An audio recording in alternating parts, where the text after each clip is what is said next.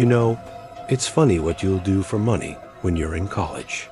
You'll convince yourself that your body doesn't need sleep, that a diet of instant noodles and cheap coffee is sustainable, and that taking the graveyard shift at the most isolated fast food joint in the county is a brilliant idea. That was me, 20 years old, drowning in student loans, and I saw a flyer for a night shift manager at a place called the Burger Beacon. The pay was surprisingly good, almost too good, which should have been my first red flag. The Burger Beacon wasn't on a main strip. It was one of those lonely little outposts of civilization on a long, dark stretch of highway that connected our town too. Well, basically nowhere. It was a place for truckers, insomniacs, and people making bad decisions at 2 in the morning. For the first few weeks, it was exactly what I expected. Soul-crushingly boring. I'd spend 8 hours under the hum of fluorescent lights, wiping down counters that were already clean, restocking napkin dispensers, and staring out the big plate glass windows into a sea of absolute darkness. Maybe I'd get 1 or 2 cars an hour. It was the perfect job for studying, or so I told myself. My boss, the owner, was a guy named Dave. He was probably in his late 40s, with a permanent sheen of sweat on his forehead and eyes that always seemed to be calculating odds. He seemed nice enough, if a little stressed, always talking about money, about suppliers, about making ends meet. He gave me a quick tour, showed me how to work the fryers, the grill, and most importantly, the security system. "This is your best friend, Alex," he told me, tapping the monitor that showed the 4 camera feeds. "Doors stay locked at all times after midnight. Only unlock them for the drive-thru window. No one comes inside. Ever? Got it?" It seemed like standard procedure for a place this isolated, so I just nodded. The routine was set. I'd get in at 10 p.m., relieve the evening crew, and then settle in for the long, quiet night. And for the first month, it was just that. Quiet. Then, the truck started coming. It was an old Ford, maybe from the 80s, rusted out in all the classic places. The color was once probably red, but now it was just a dull, angry maroon. It would pull into the drive-thru lane every single night at the exact same time. 3:33 a.m., I mean. Not 3:30, not 3:35. 3:33. On the dot. The first time, I didn't think anything of it. A grainy voice crackled over the speaker. "Just need a black coffee. And a bag for the road." "Okay, 1 black coffee," I said back. "What do you want in the bag?" Silence. Then, a little annoyed, the voice said, "Just the bag. For the road." Weird. But hey, the customer's always right. He pulled up to the window. I could never get a good look at him. He wore a greasy baseball cap pulled down low, and the cab of his truck was always dark. He just extended a hand with the exact change, took the coffee and the empty paper bag, and drove off into the night without another word. And that was it? The next night? Same thing. 3:33 a.m. rusted Ford, black coffee, and a bag for the road. Exact change. Gone. After a week of this, my curiosity was getting the better of me. It was the only interesting thing that happened on my shift. When Dave came in the next morning to open up, I mentioned it to him, kind of laughing about it. "So I've got this ghost customer," I started. "Comes every night at 3:33. Dave's friendly demeanor vanished. He stopped what he was doing and looked at me, his face suddenly serious. "Old Ford? Asks for a bag?" "Yeah? You know him?" I asked, surprised. He let out a long, slow breath and forced a smile that didn't reach his eyes. "Ah, yeah, that's just... He's a special delivery partner, Alex. Don't worry about him." He clapped me on the shoulder a little too hard. "He helps us out with some high-end catering supplies. From a specialty butcher. It's a side business. Helps keep the lights on, you know." It sounded weird, but I was 20. I didn't want to lose the best paying job I'd ever had, so I just said, "Oh, okay, cool." That's when things started to change. The next night, about an hour before the truck was due, Dave called the restaurant phone. "Alex," he said, his voice a little rushed. "The delivery. I left a container for you in the walk-in freezer. The one on the top shelf with the blue lid.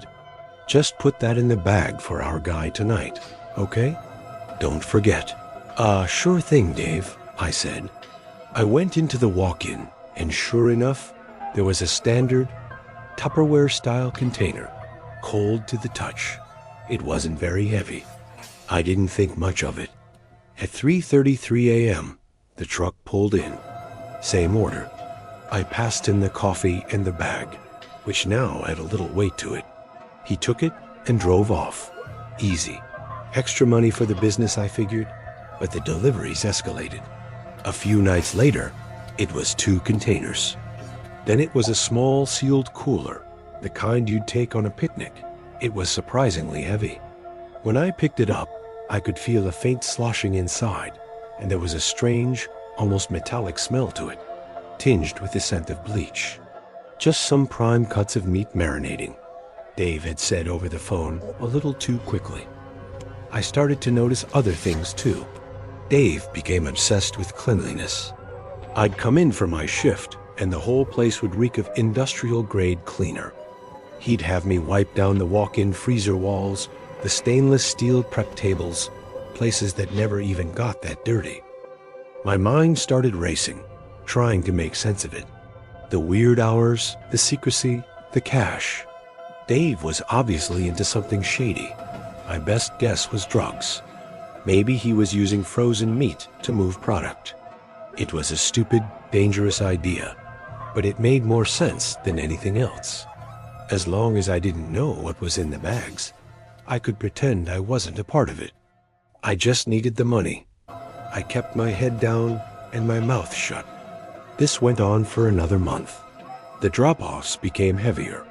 Sometimes it was a long, thin cooler. Sometimes it was a heavy-duty plastic bucket with a lid that was zip-tied shut. My heart would pound in my chest every time I had to lift one of these things, my imagination running wild. I was becoming a nervous wreck. Every headlight on the highway made me jump. Every shadow seemed to hold a threat. Then came the night that changed everything. I came into work, and the air was thick with tension. Dave was there, which was unusual. He was scrubbing the floor in the back with a frantic energy. "Big delivery tonight, Alex," he said, not looking at me. "The biggest one yet. It's in a medical-grade transport cooler. Just get it to our guy. The client is paying a premium for this one. A real premium." The cooler was sitting in the corner of the walk-in. It was large, white, and looked sterile, official. It took all my strength to slide it out onto the floor. It must have weighed 100 pounds. A cold dread, colder than the freezer itself, washed over me. This wasn't drugs. This was something else. This was wrong. I spent the next few hours in a state of quiet panic, watching the clock tick slowly towards 3:33. I thought about just walking out, getting in my car and driving away and never coming back. But my car keys were in my locker in the back, right past where Dave was still cleaning. I was trapped by my own stupid need for a paycheck. At 3:33 a.m., right on schedule, the familiar headlights of the rusted Ford cut through the darkness. My stomach twisted into a knot. The grainy voice came over the speaker, but this time it sounded different. Shaky. Coffee. And the bag. I took a deep breath. "Okay, pull up." I slid the heavy cooler over to the window, my muscles straining. As the truck rumbled to a stop, I braced myself for the transaction. But this time, something was different. The driver didn't just stick his hand out.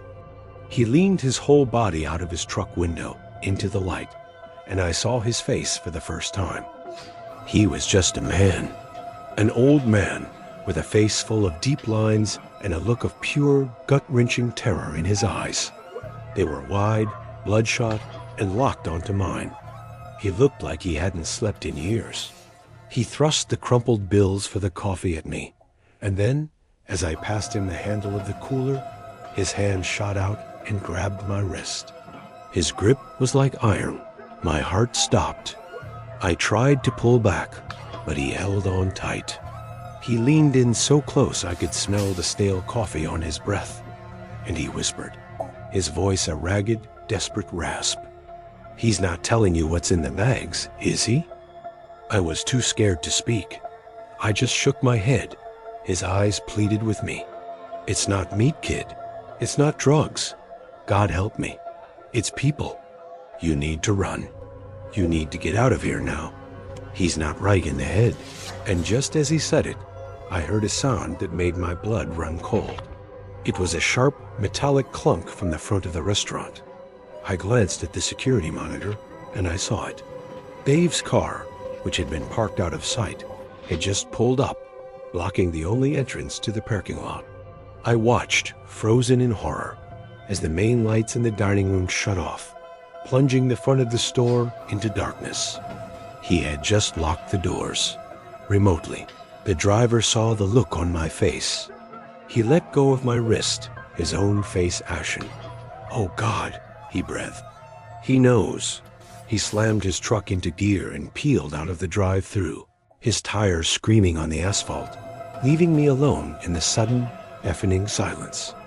I was trapped. I fumbled for the restaurant phone to call 911. The line was dead. Of course it was. I looked back at the security monitor, and my heart fell into my stomach. The feed for the backdoor camera was now black. He had cut it, and I could see his silhouette, a dark shape against the faint glow of the highway lights, walking slowly, deliberately, from his car toward the back employee entrance. The entrance he had a key for. My eyes darted around the small, brightly lit kitchen, which now felt like a cage. My gaze landed on the heavy, white medical cooler sitting on the counter next to me. The one I was supposed to have just handed off. The one he was now coming back for. With trembling hands, I reached for the latches. I had to know. I had to see what I had been a part of. I popped the latches, the sound echoing in the silent kitchen. I lifted the lid. I wish I hadn't. I really, really wish I hadn't. I slammed it shut, stumbling backwards, a scream catching in my throat. I didn't need to see anymore. The image was burned into my brain. I knew whose face it was. I had seen her on the news just last week. A missing student from my own college. The sound of a key sliding into the back door lock snapped me out of my trance. It was him. Dave. He was coming in. There was nowhere to run. The dining room doors were locked. The drive-thru window was too small. The only other exit was the back door he was currently unlocking. Except the freezer. Without another thought, I scrambled into the walk-in freezer, pulling the heavy door shut behind me, just as I heard the back door of the restaurant click open. I huddled behind a stack of frozen burger patties, my breath pluming in the frigid air, trying to control my frantic, ragged breathing. I heard his footsteps, slow, deliberate. He was in the kitchen. "Alex," he called out, his voice sickeningly calm. "Our friend left in a bit of a hurry. Seems he forgot his package. You still got it there?" Silence. My heart was hammering against my ribs so hard I was sure he could hear it. "Come on, Alex," he cooed. "Don't make this difficult. You've been a great employee. So reliable. I'd hate to have to write up a bad performance review."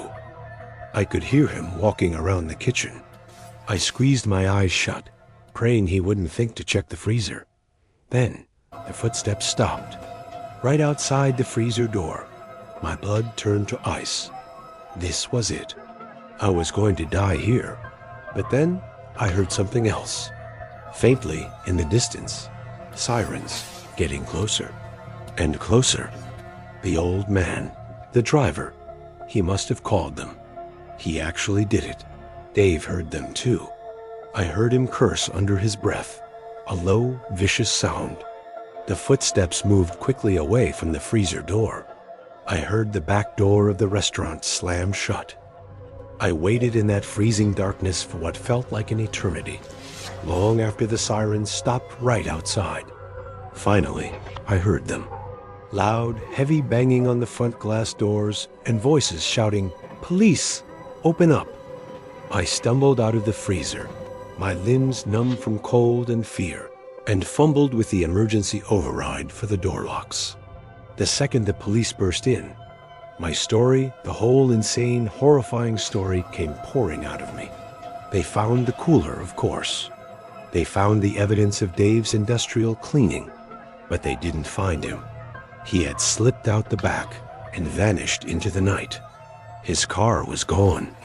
They told me later that they found the rusted Ford F-150 abandoned about 10 miles down the highway. The driver was gone too. I don't know if he ran because he was scared of the police or scared of Dave. I like to think he saved my life and got a head start. I never went back to the Burger Beacon. I dropped out of that college semester and moved back home. I couldn't handle it. The thing is, they never found Dave. There was no trace of him. As far as I know, he's still out there somewhere. And sometimes, late at night, when I'm driving down a dark road, I'll see a lonely, flickering light of a 24-hour diner in the distance. And I just get this cold, sick feeling in the pit of my stomach, because I know how much darkness a place like that can hide. And I know that he knows my face. He knows my name. And he's still got bad performance reviews to hand out.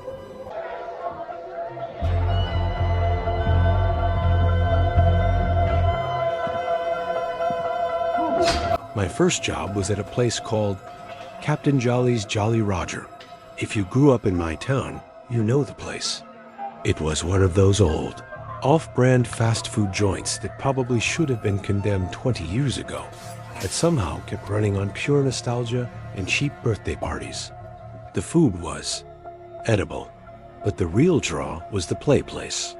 They called it the Grotto. It was this massive multi-level maze of plastic tubes, rope nets, and slides that took up half the restaurant. And at the bottom of it all was the main attraction, a giant ball pit filled with grimy, multicolored plastic balls. I was 16. My main job was to work the register and occasionally put on the horrifying, full-body Captain Jolly mascot suit, which smelled like a combination of sweat, stale cake, and despair. Captain Jolly was this animatronic pirate with a dead-eyed stare and a jerky arm wave that was supposed to be friendly, but just looked like he was having a seizure. The costume was even worse. But the worst part of the job, by far, was closing duty, specifically cleaning the grotto. It meant strapping on rubber gloves, grabbing a long-handled rake and a bottle of mystery disinfectant, and wading into that sea of plastic. It was disgusting. You'd find half-eaten chicken nuggets, sticky wrappers, loose socks, the usual casualties of childhood fun. It was gross, but it was just part of the job. Most of the time, I closed with a guy named Kevin. Kevin was fine. He was a few years older than me, painfully shy, and kind of awkward. He didn't talk much. The one thing he was really passionate about was Captain Jolly. He loved wearing the mascot suit. He'd practice the walk, the wave. He took it really seriously. We weren't friends, but we worked together fine. He usually handled the kitchen cleanup while I tackled the grotto. So, this one Tuesday night, I was doing my usual sweep of the ball pit, raking through the plastic balls, listening to the hollow clatter they made. My rake hit something with a soft thud. I dug around and pulled it out. It was a single kid's sneaker. A little red one with Velcro straps. Not unusual. Kids lose stuff all the time. I tossed it in the bin we used for the lost and found and finished my shift. A week later, another closing shift. I'm in the ball pit again. And again, my rake hit something. This time, it's a small, worn teddy bear. The kind that's been loved so much its fur is all matted down. It was a little strange, because I didn't remember any kids being that upset about losing a bear during the week. But again, I just shrugged and put it in the lost and found with the single red sneaker. That's when I started to get this feeling. You know, the grotto is creepy at night. All the lights in the restaurant are off except for a couple of dim security lights, and the whole play structure is just this huge dark skeleton full of shadows. The tunnels and tubes twist and turn in ways that make it feel way bigger on the inside. As I worked, I kept getting the distinct, skin-crawling sensation that I was being watched. I'd hear a soft scuff or a rattle from deep inside one of the tubes above me, and I'd freeze, my heart pounding. I'd call out, "Kevin? That you?" And there would just be silence. I'd tell myself it was just the building settling, or a rat. I hope it was a rat. The next week, it happened again. This time, it was a kid's t-shirt, balled up and shoved deep, deep at the bottom of the pit, like someone had intentionally tried to bury it. It was a blue shirt with a little cartoon rocket ship on it. This time, a real chill went down my spine. A sneaker is one thing. A teddy bear, maybe, but a shirt? You don't just accidentally lose your shirt in a ball pit. I felt sick. I showed it to Kevin when he came out of the kitchen. "Hey, look what I found," I said, holding it up with the tips of my gloved fingers. He just glanced at it, his expression totally flat. He said, "Kids are gross." Then he went back to mopping. Not another word. His lack of reaction was almost weirder than finding the shirt itself. I couldn't shake the feeling that something was really wrong. The feeling of being watched got more intense. I started rushing through the grotto cleaning, my head on a swivel, my ears straining for any sound. I started to imagine a face peering out of one of the dark, circular windows of the plastic tubes. I was becoming genuinely paranoid. A couple of weeks went by, and things were quiet. I didn't find anything else in the ball pit, and I started to relax. I told myself I was just a 16-year-old with an overactive imagination, working a crappy job in a creepy old building. Then one night, I was at home, channel surfing, and I stopped on the local news. There was a story on, an updated report about a little boy from a neighboring town who had gone missing about a month and a half ago. His name was Leo. He was 6 years old. They showed his school picture. He was a cute kid with big brown eyes and a missing front tooth, and my heart just stopped. They put up a picture of him from a security camera on the day he disappeared. He was wearing a blue t-shirt with a cartoon rocket ship on it. The reporter's voice faded into a dull roar in my ears. She continued, saying the family was making another plea for information, mentioning how he was never without his favorite teddy bear, a little brown one named Barnaby, and how he was last seen wearing his favorite pair of little red sneakers. Red sneaker, teddy bear, rocket ship shirt. The air left my lungs. It couldn't be. It was impossible. But it wasn't.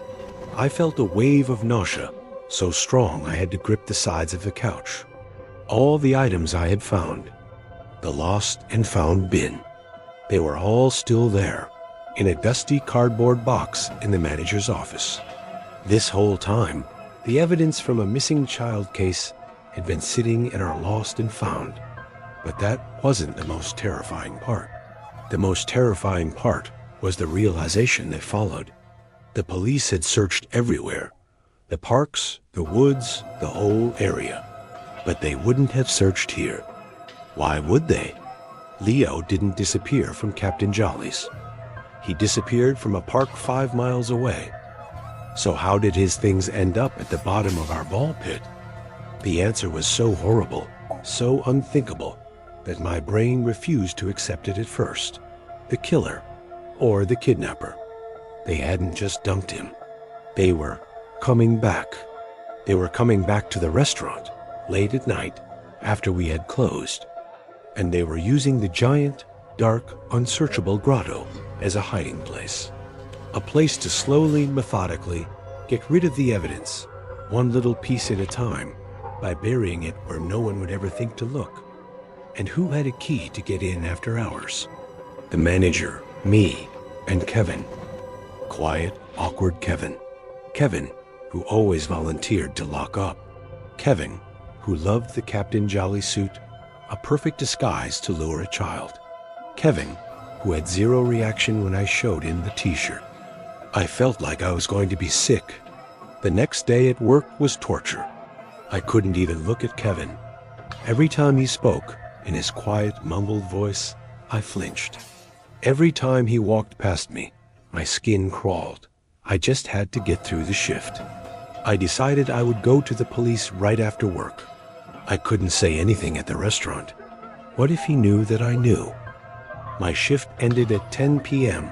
As I was getting ready to leave, the sky opened up. A massive thunderstorm rolled in, the kind that just shakes the whole world. The lights flickered. And then, with a loud buzz, they went out completely. The entire restaurant was plunged into darkness, followed by a collective groan from the few remaining customers. A second later, the emergency backup lights kicked on. They were these dim, eerie red lights that cast long, monstrous shadows everywhere. The manager, a woman named Carol, just sighed. "All right, folks, looks like we're closing early tonight. Power's out for the whole block."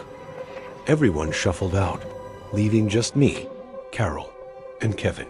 "You two can finish up what you can in the dark, and then head home," Carol said, grabbing her purse. "I'll go lock the front doors." My heart was jackhammering in my chest. "Actually, Carol," I said, my voice trembling, "I feel really sick.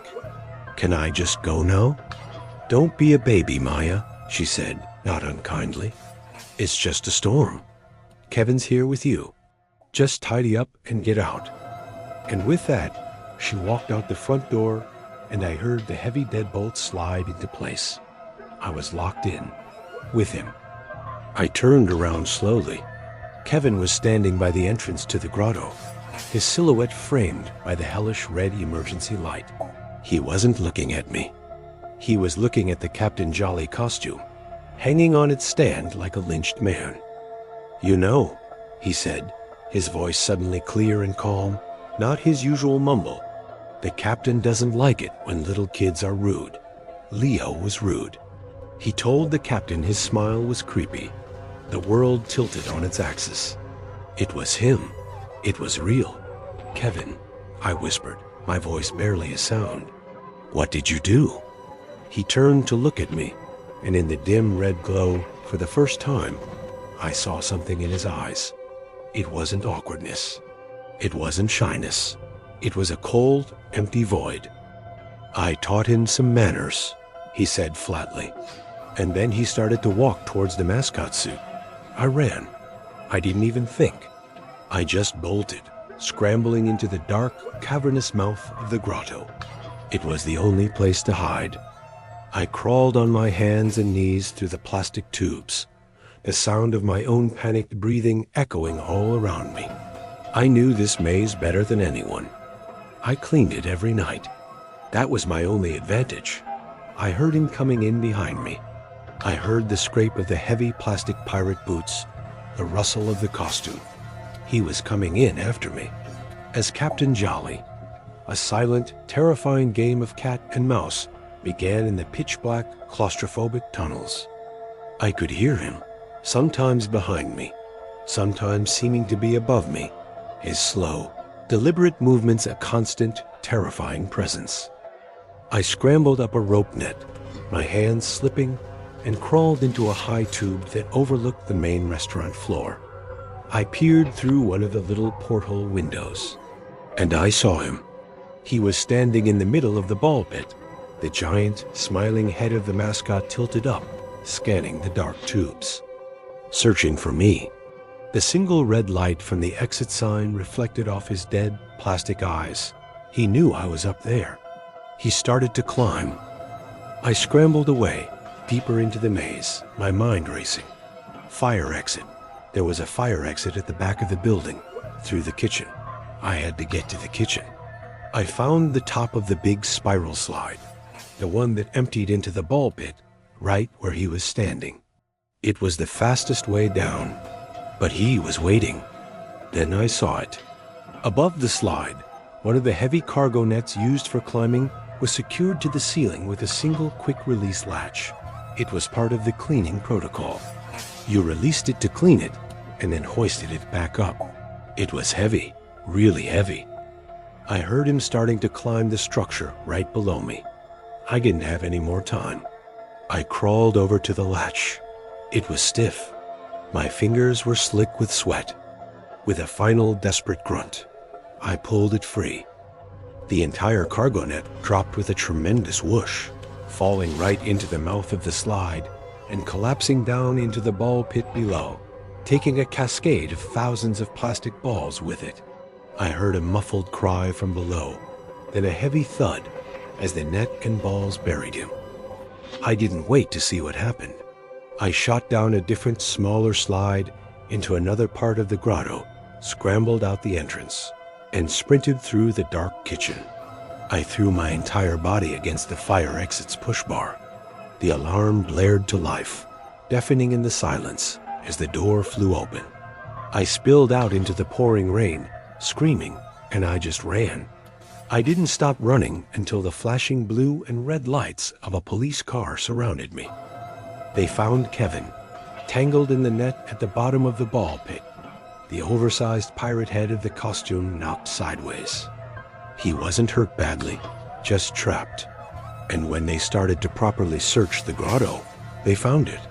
Deep inside the structure, in a hidden maintenance crawl space, they found what was left of little Leo.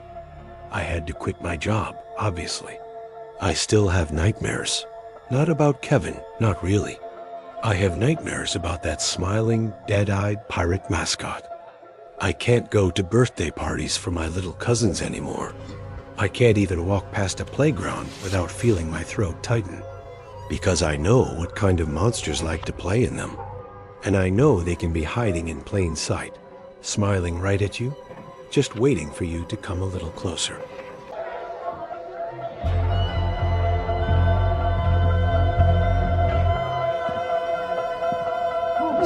When you're fresh out of college with a useless degree and rent is due, you'll take any job you can get.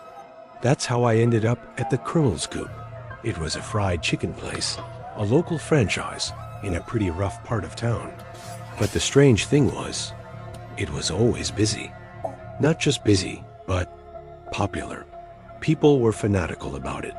They'd line up down the block.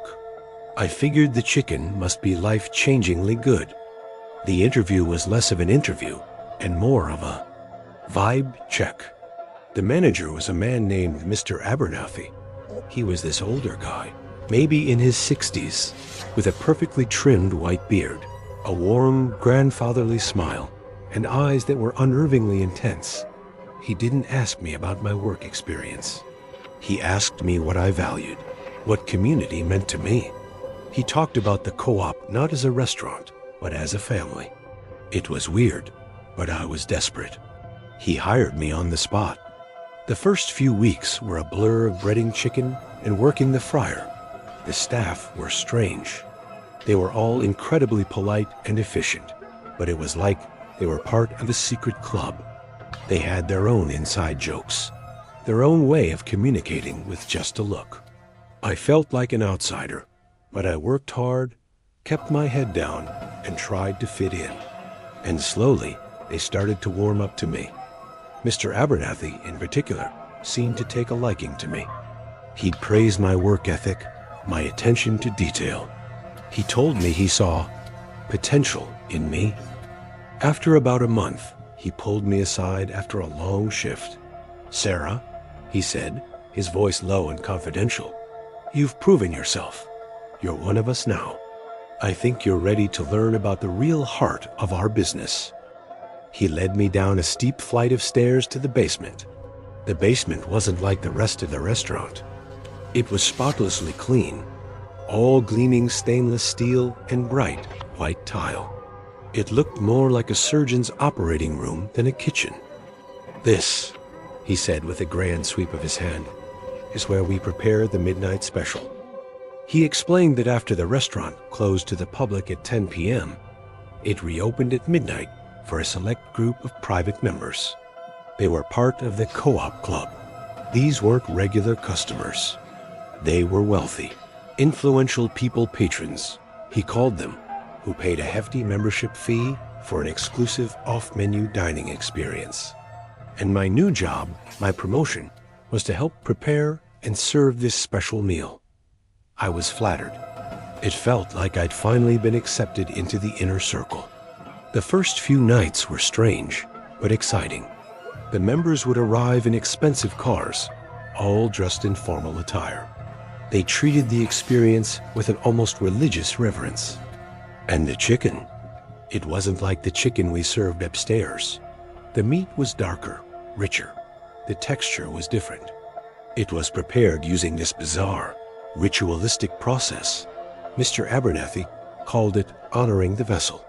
He said the recipe was an old family secret.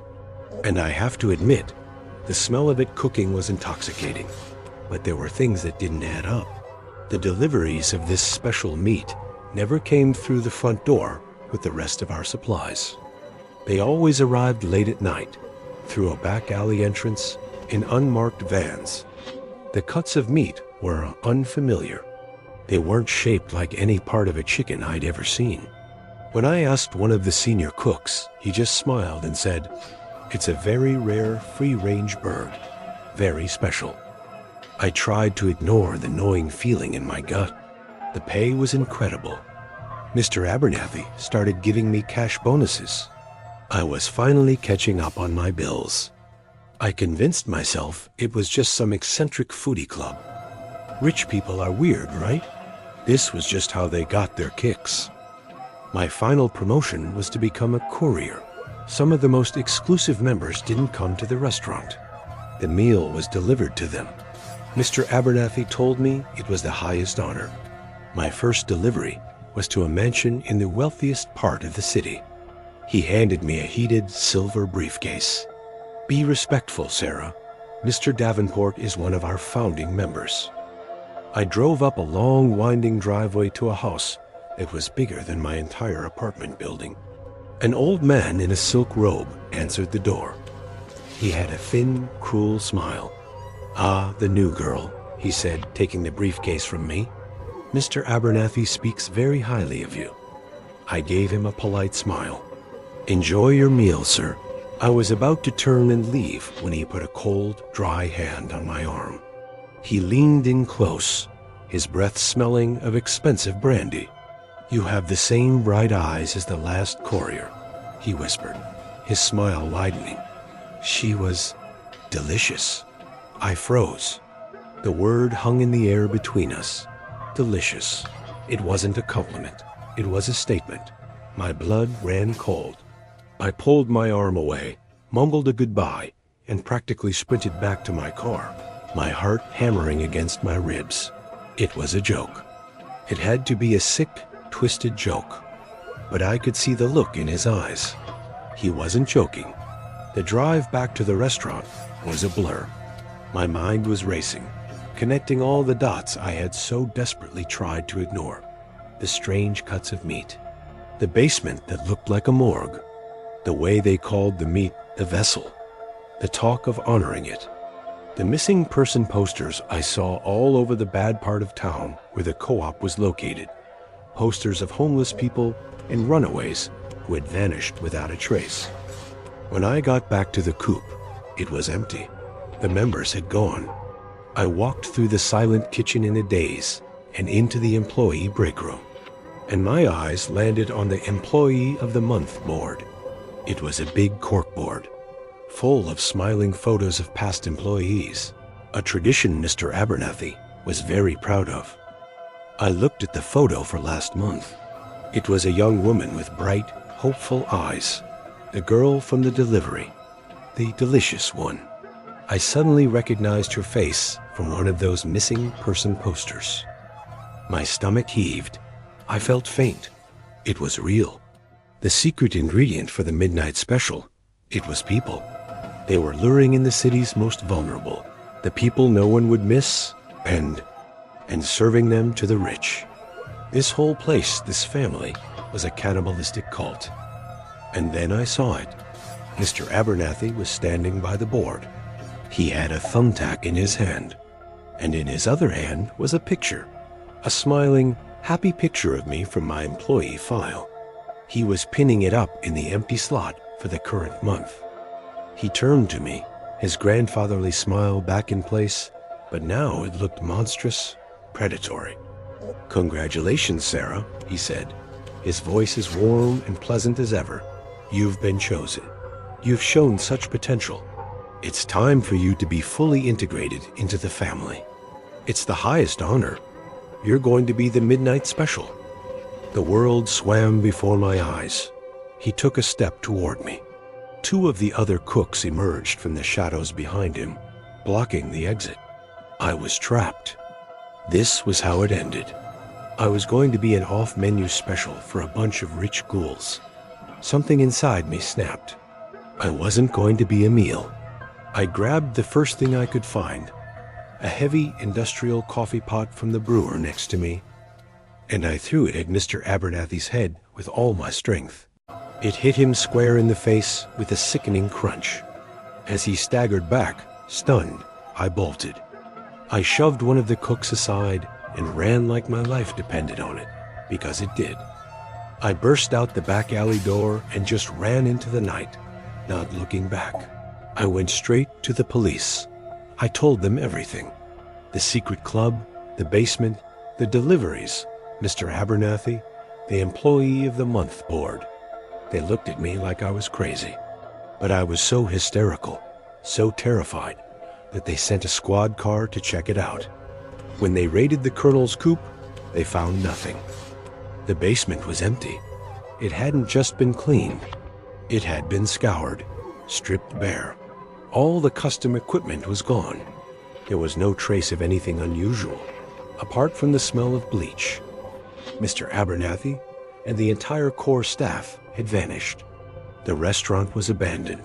There was no evidence, no bodies, no proof, just the ramblings of a terrified girl who they probably thought had a psychotic break. They shut the place down for health code violations, and that was it. The case went cold before it even started.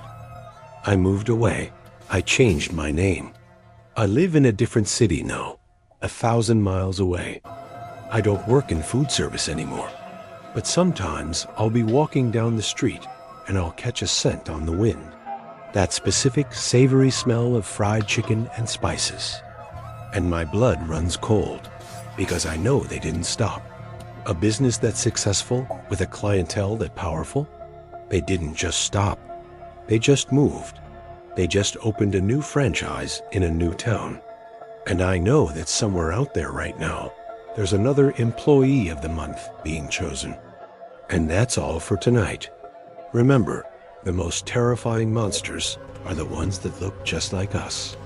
The ones who might even live right next door. If these stories serve as a good reminder to trust your instincts, then show your support and like and subscribe. Hitting that bell means you'll get a warning before the next nightmare begins. Sleep well, if you can.